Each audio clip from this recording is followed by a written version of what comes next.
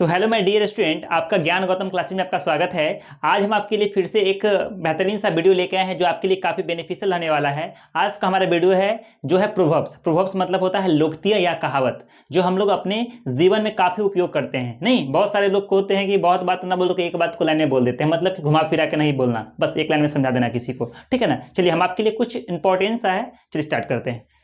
चलिए पहला है नेकी कर दरिया में डाल। नेकी कर दरिया में डाल, इसका मतलब क्या होता है कि जब आप किसी के लिए अच्छा काम कर देते हैं या किसी का आप मदद कर देते हैं तो उसको याद नहीं रखना है कि चलो हम भी वो व्यक्ति हमको भी मदद करेगा। आप उसको भूल जाओ, क्योंकि जब आप किसी को मदद कर देते हैं तो जरूरी नहीं कि वो व्यक्ति आपको मदद ही करे, हो सकता है बाद में आपके बारे में कुछ दूसरा बात भी करने लगे। तो इसके लिए क्या होता है, जैसे कि नेकी करो दरिया में डाल, मतलब अच्छा काम करो और भूल जाओ, है ना। तो डू गुड एंड फॉरगेट, ठीक है। चलिए दूसरा है हमारा अपने मुंह मियाँ मिठू। अपने मुंह मियाँ मिठू का मतलब होता है कि खुद की बड़ाई करना, खुद की प्रशंसा करना कि हमारे जैसा कोई नहीं है ना।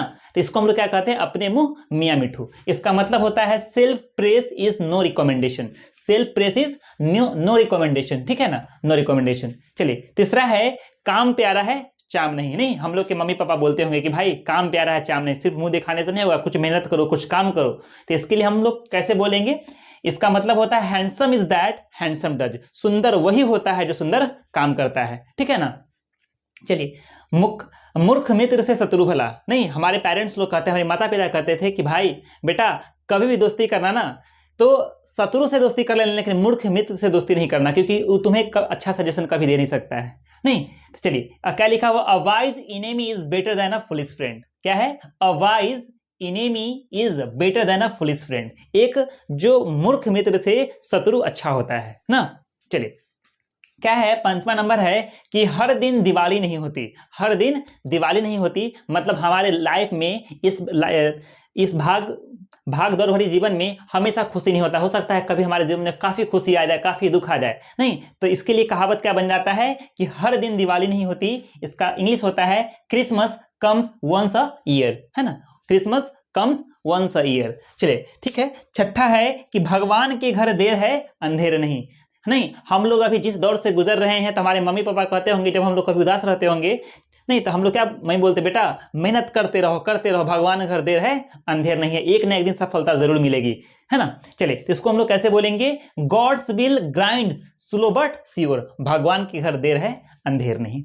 चलिए सातवां नंबर है कि महंगा रोए एक बार, महंगा रोए एक बार और सस्ता रोए बार बार। नहीं, हम अपने फ्रेंड लोग कहते हैं कि भाई हम इतना का फोन खरीदे, तुम कम का खरीद लिया।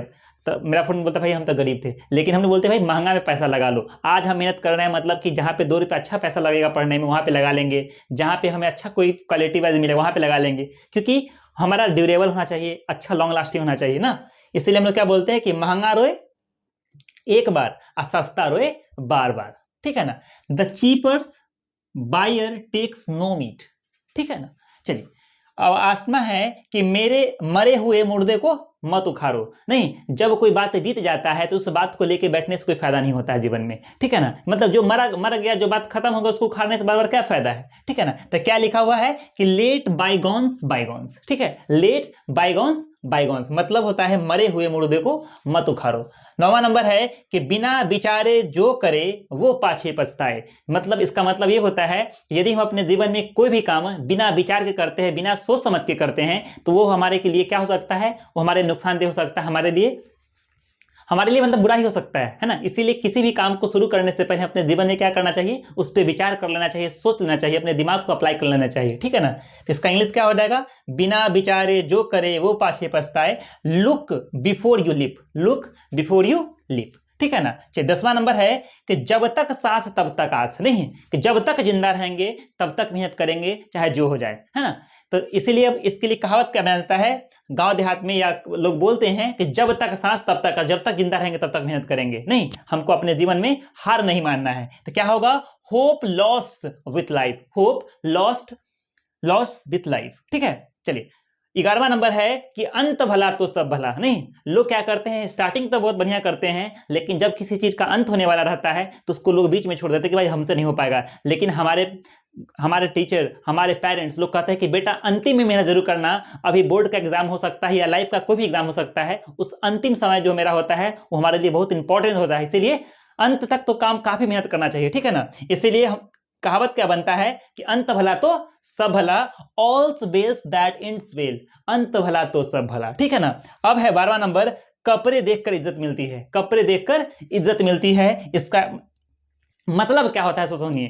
कपड़े देखकर मतलब कहने का मतलब है कि आप कहीं पे जाते होंगे, यदि आप ऑर्डिनरी नॉर्मल कपड़ा पहन के चले जाइएगा तो लोग क्या समझेंगे, अरे भाई क्या पहन के चला आया, है ना। आपको वहां पर रिस्पेक्ट, आपको पहले लोग आपके पोशाक से देख के जज करेंगे कैसा पहने हुए है। यदि आप अच्छा पहनावे में तो लोग समझ जाते हैं कि भाई बहुत अच्छा लोग है, लेकिन नहीं, आप हम जो लोग शिक्षित होते हैं, एक अंग्रेजी में और सा कहावत है कि डोंट जज a book by its cover. क्या?